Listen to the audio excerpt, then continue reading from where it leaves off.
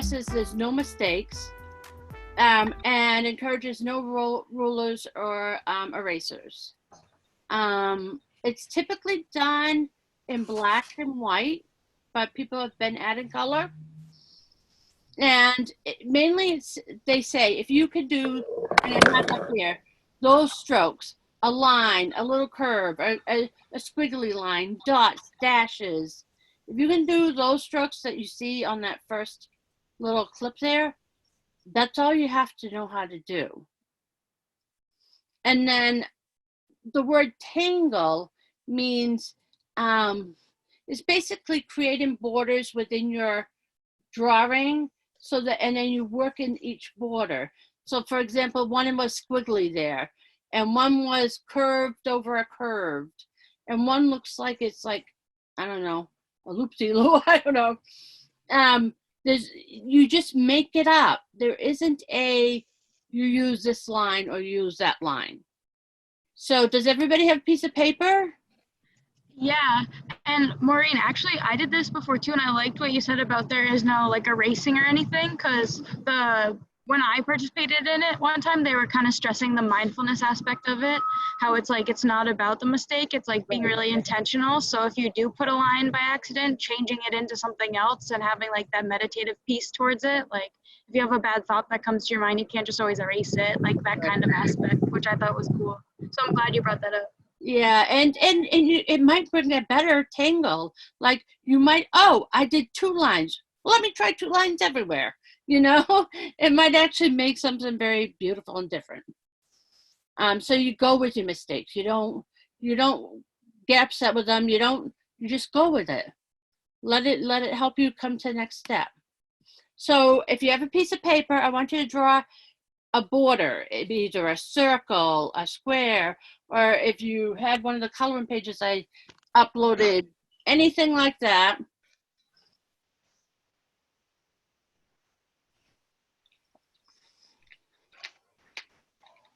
And just make your circle or square, whatever you want to start with.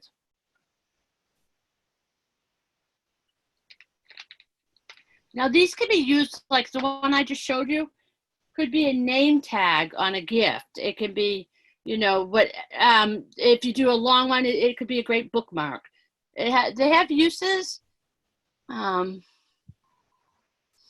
of the most favorite ones I had, only because of it turned into something I thought neat, was this right here, and it's a pyramid, and it's done on all sides, but it started out like this, and I did that, and then it went into a pyramid. So, and if anyone ever wants that outline, I can give it to you, because it's very specific so that it folds in certain spots. So. I should have texted Taylor. Taylor loves this kind of stuff. She loves the coloring books and all that. I should have told her to come on, because this would have been right up her alley. I think we'll have fun trying the mandalas too. That I mentioned this morning. I know Laura's looking for something, and that's okay. We'll give. No, I found it. I just am not. Okay. Does anyone know if Scott's coming on today? Because I know he's the big artist of all us all. Yeah, so isn't Adam. I think he's going to be a little late. He had to run to the grocery store. Oh, okay. All right, so now. He said he would be on. Sorry. What's up?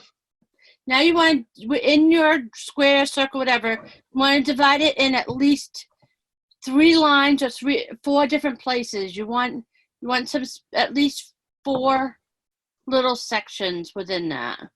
So it can be curvy, it can be straight, it can be wacky. It can be wacky. Mine's like this. It's just 4 lines. It's a squirrely and a straight line, and you just divide it into sections. That's called tangles.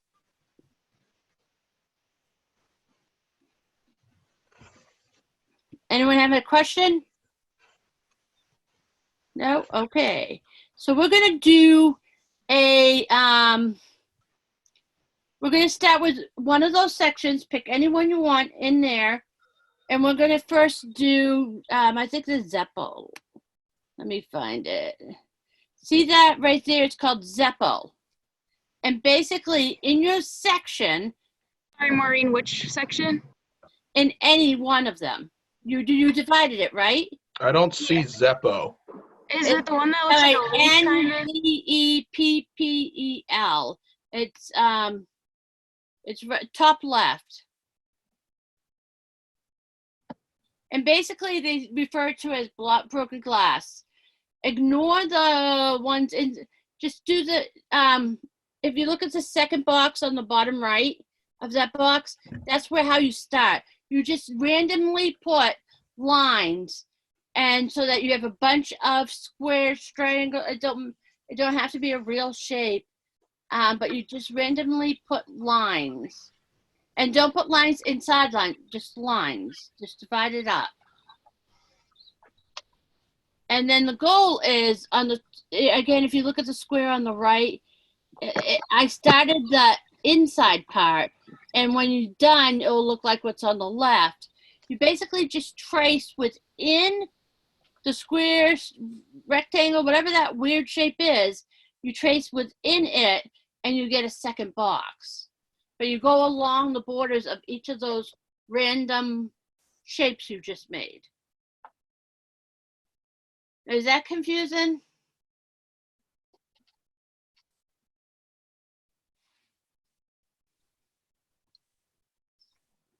Silence. Huh? I'm sort of following as best I can. Yep. I'm just trying to create something different from what you've done here, but using yours as the model for the Yep. ideas I have. Yeah. Which is perfect Zentangle mindset. Because it's just a pattern. It's just the whole free thought and not trying to create something so that fits literally in a box. So I like that Zentangle mindset term. That's sounds like it's playing off an idea, playing off a certain theme or if you look at these names on these different drawings, they literally tried to stay away from real names as much as possible. How are people doing? Can I use colors? They don't suggest it, and I do. Let me show you again. This is the one I just did like a half hour ago. All right. And the colors aren't recommended, but I add color afterwards. You first do all black and white, and then if you want to add color, I highlighted different lines to create color. You see mine, Maureen? We're doing like the pebbly one. Right now we're doing this one. Oops, this one right here. But we will be doing the pebbly one, and we will be doing this and that. Do they have to be real shapes? I think you said that. Let me see. Yeah, it's not, but that's okay. Actually, you know, Joe, you know the one you did that are real little squares? Yeah.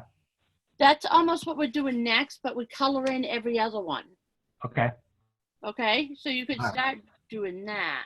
All right. Oh, that's, yeah, all right. Oh, Kaylin, exactly. That is, well, actually, the lines are supposed to go to the edge of the, you have to bring the lines out. Does that make sense? I mean, you don't have to, but see, my lines, Kaylin, touch, oops, my lines touch the border of this. I get it. Yep, I see it. Okay. Not that you have to change that, but that I'm just letting you know that's what that pattern is. All right, we're gonna try the one that Joe kind of already did. Think about it as a checkerboard. And you're gonna draw lines across and then down, up and down, and then you're gonna color in every other box.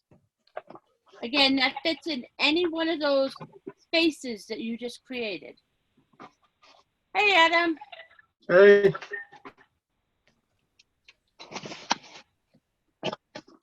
When I'm doing that one, sometimes where I'll start is where the outside edge is, because it's the most flat or the most. It's not curved or anything. It just has a slight curve. So sometimes I start there.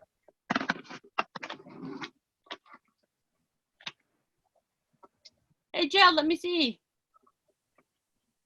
Well, I'm sort of doing my own thing, which is, That's okay.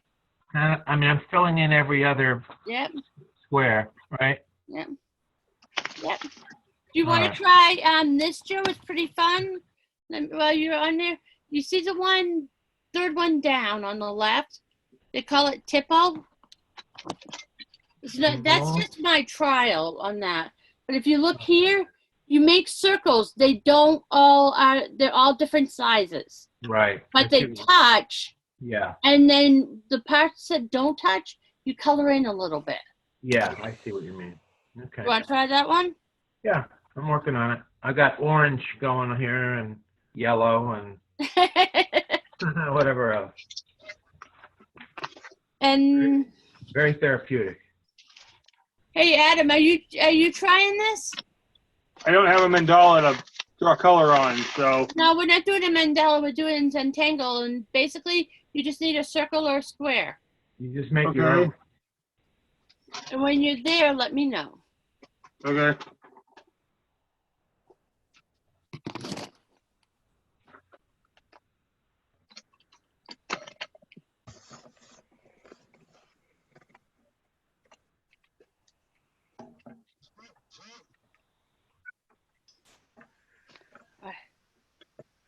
I shouldn't draw on my chest.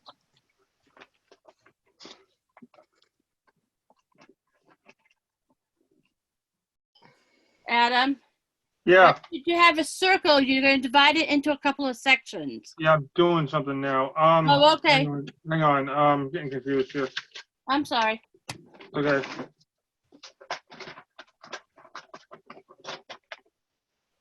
Caitlin, you ready for the next one? Laura? I'm still coloring my squares. Oh, okay. That's okay. I can catch up, or you can get Adam. No, everybody's still working. It's okay. How's You Amber can doing? take your time, Maureen. You're doing great. Amber's good, coloring your squares. Amber, how are you doing? I'm good, I'm coloring my squares. Oh, good. If you ever really get into Zentangle, there's these pens called Micron, Pigma Micron markers, and they have different thicknesses, so that there's one that's a thickness of a 1, and it will color that square in 2 seconds. And then there's the 0.3s and 0.5s that do nice fine lines. I did a project like this in the 90s. They weren't calling it Zentangle, but it was in my art class. It was similar, and I don't know if I have it or my mom does, and she's out in a minute. So, but I'd love to see it's very similar, and we use India ink specifically. That's the medium we use.